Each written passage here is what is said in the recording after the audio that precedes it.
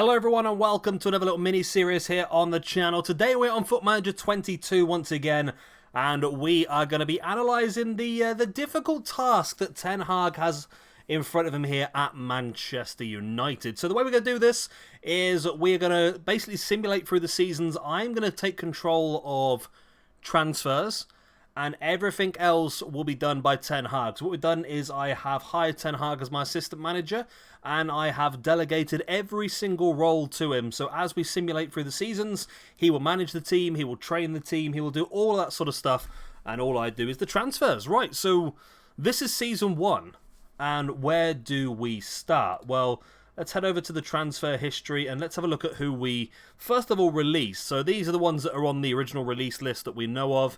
Lee Grant, who has gone away to Brighton by the looks of it.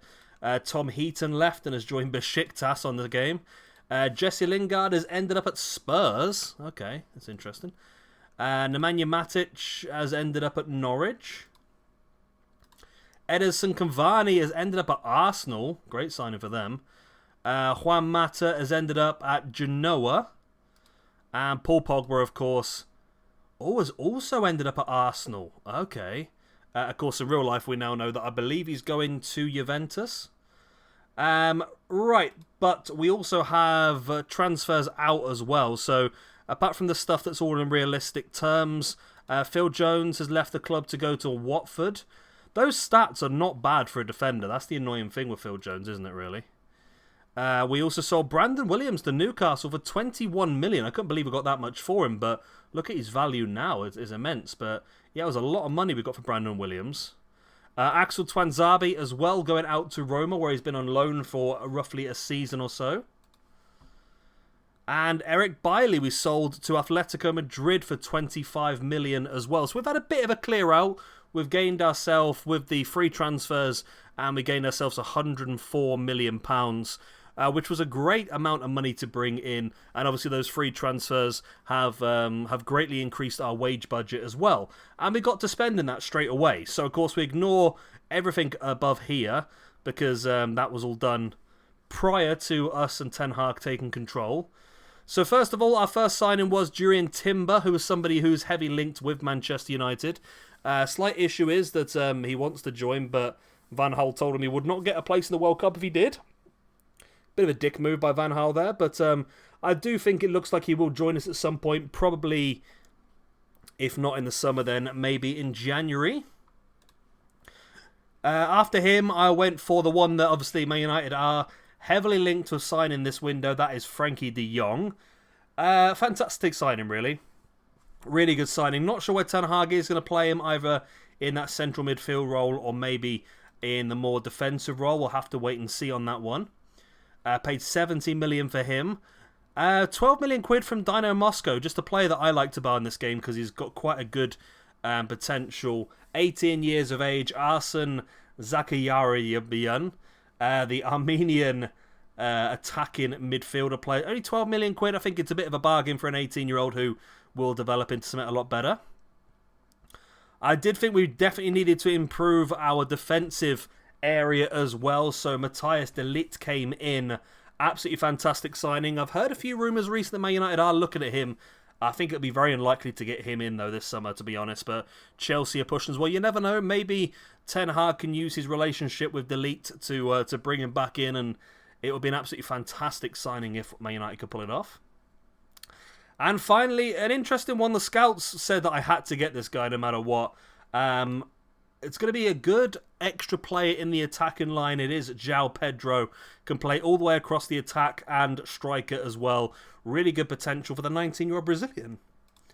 There was other players. I was looking at the likes of Anthony and so forth, of course, but the price that Ajax wanted was just far too much for what I wanted to spend at this point in time. And as you can see, we spent everything by the end of the 11th of July. So at this point in time, I'm pretty happy. Let's have a look at the current squad we have then. So, I mean, is that just... yeah, that's just the main squad. So, we've got David De Gea and Dean Henderson as our two goalkeepers. Of course, in real life, Henderson has gone out to Notts Forest now on loan for the season. But we're going to keep a hold of him because I think he's going to be quite a valuable player to keep a hold of. Right backs, we've got Wan-Bissaka, we've got Timber, And we have Diego Dallo. It's probably easy if I do squad depth, isn't it, really? There we go. Yeah, centre-backs, we've got Varane and Delete will probably be our main two centre-backs. Maguire as the backup. I think we also have Lindelof knocking around somewhere. Left-backs, we've got Luke Shaw, we've got Alex Telles, and of course Diego Dallo can play there as well. Defensive midfield role, Frankie de Jong's good there. McTominay is good there. Fred's good there. I think if I was managing this, I personally would probably want de Jong in this defensive midfield role and having maybe Bruno Fernandes and Van der Beek, or we could play Fernandes and de Jong here, maybe put Fred here. Definitely a position we might have to look at in the future and improving. Attacking right midfield, I mean, Fernandes can play up here as well, as can Ronaldo and Sancho as well. But Sancho is a lot better out on the left, so I think that's probably where Sancho's going to be. Maybe it's going to be tricky to try and fit them all in, isn't it, really? Up front, of course, Cristiano Ronaldo is the main man. We've got Rashford, we've got Martial, Amad Diallo, and João Pedro. So also what I did was I removed all of the loans as well, so I brought back all the loan players, hence why we sold Twanzarbi, and the likes of Martial and Amad Diallo are available for Ten Hag. So far in the season, we have had 3 matches, I believe, in the Premiership. We had a 5-2 win against Spurs, 2 goals for Fernandes, 1 for Ronaldo, 1 for McTominay, 1 for Wan-Bissaka. 1-0 win over Southampton with a goal from Cristiano Ronaldo, and a 1-1 draw against Leicester with a goal from Marcus Rashford. So I'll tell you what we'll do. We're going to simulate the game now through until the end of January. I'll see if we need to do any more business. We'll check how we're getting on halfway through the season. And yeah, we'll see exactly how Ten Hag's getting on. So at the end of January, we're doing incredibly well. 1 point off of the top of the table, and Liverpool... It's a great area to be in at this point in time. I'm surprised how well they are currently doing. I mean, look at that. Only losses against Arsenal in the league and Brentford. Why would you lose to Brentford? Man City as well. Apart from that, the wins have been absolutely flying, and haven't they, really? It's been an amazing start so far. Over on the transfer list, sales-wise... we have sold... Right, so these happened at the beginning of this window. So, Harry Maguire has gone out to Newcastle for 41 million. Not really played much for us at all, and for 41 million I thought the money could be better invested elsewhere. Also managed to sell Victor Lindelof to Wolves for... How much was that for? For 29 million. Again... You can't really say no to that sort of price. It was a massive amount of money for us to bring in. Apart from that, the rest are just sort of loan fees and that sort of stuff. A couple of youngsters who are not really going to make much of a difference. And we have brought in 2 new players. We brought in, just as an extra defender, a bit of a backup player, Jamal Lascelles. 28 years of age, pretty damn cheap at 3.2 million just as a backup centre-back, which I think was a pretty useful player to have with the amount of centre-backs we have sold so far. And then as a future potential centre-back, Goncalo Ignacio, absolutely fantastic young player, huge potential as well. So basically we just completely redid our defence. So we're going to stick with the likes of De Ligt and Varane as our 2 main centre-backs. Ignacio will be our main backup centre-back as a young player to gradually take over from Varane as he gets older. And then De Ligt and Ignacio will be our long-term centre-back pairing. And then also Jamal Lascelles there as a backup just in case we need any more help. So looking at the actual squad here, as you can see, we have... a lot of appearances. I mean, goals-wise, Cristiano Ronaldo there with 22 goals. Let's see if I can get a better... that's not better, is it, really? Gets rid of a lot of the gunk, doesn't it? Okay. So 22 goals for Cristiano Ronaldo. 14 goals for Rashford. 13 for Fernandes. 8 for Sancho. 6 goals for McTominay.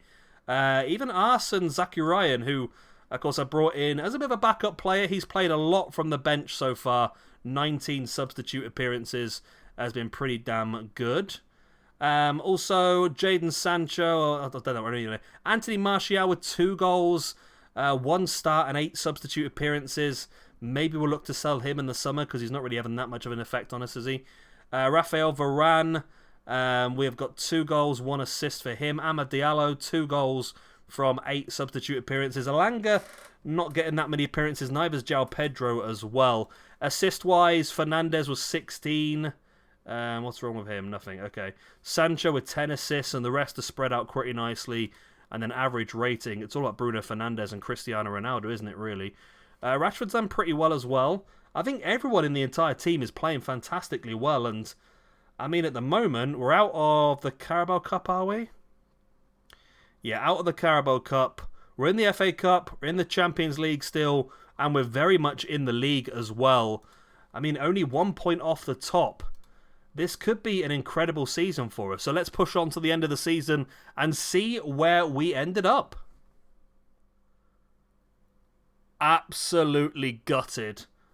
Man United lose the Premiership on goal difference to Liverpool in the first season. That is gutting.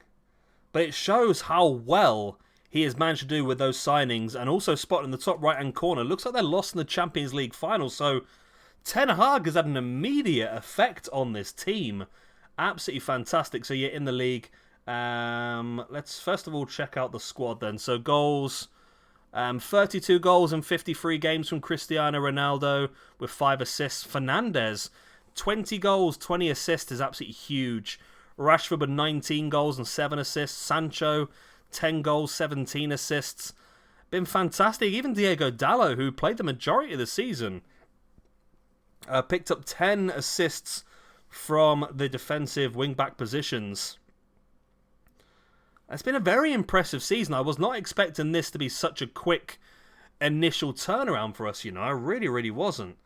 Let's check the Premier League then. So Ronaldo was the second highest goal scorer, obviously behind Erling Haaland, who got 25 goals for Manchester City.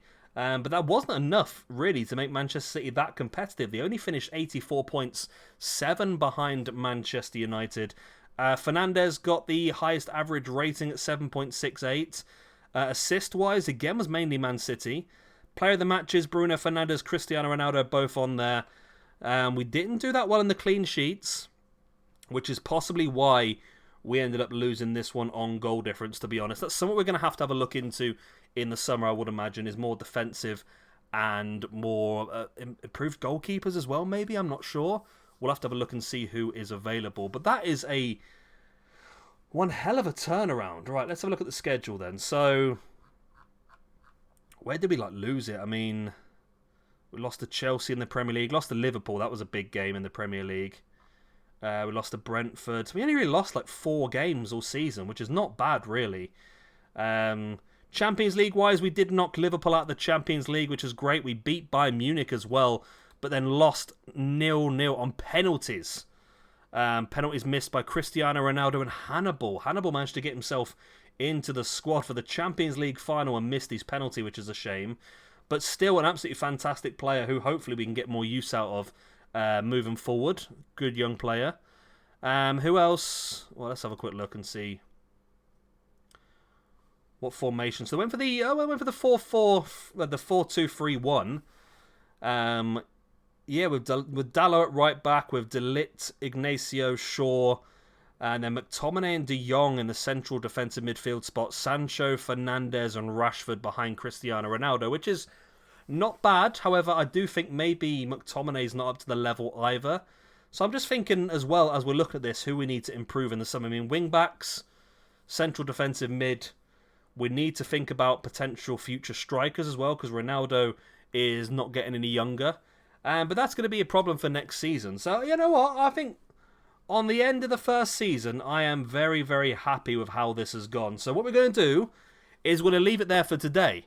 And what we'll do is we're going to come back in a couple of days' time and we'll run the exact same but into Season 2 and then Season 3. And we'll keep going until we're happy with the level, which I'm not sure what I'm aiming for here. I mean, obviously we want to be fighting for the Premiership every season. We want to be fighting for the Champions League winnings every season. Maybe even try and win the treble. Could we win the treble? I've never won the treble in this game, and especially not when I'm simming it with another manager in charge. But You know what, then I'll leave it here. Okay, hopefully you've enjoyed this one. Of course, if you have, hit the like and subscribe, all the other good stuff, and I'll see you in a couple of days' time when we will continue this on and see if my transfers in the summer of Season 2 will be a bigger benefit. And we only lost the season based on goal difference. Imagine another 1 or 2 good signings. We could win the Premiership next season. I've been Sheva Gamer. Thank you for watching, and I'll see you all next time. Bye-bye.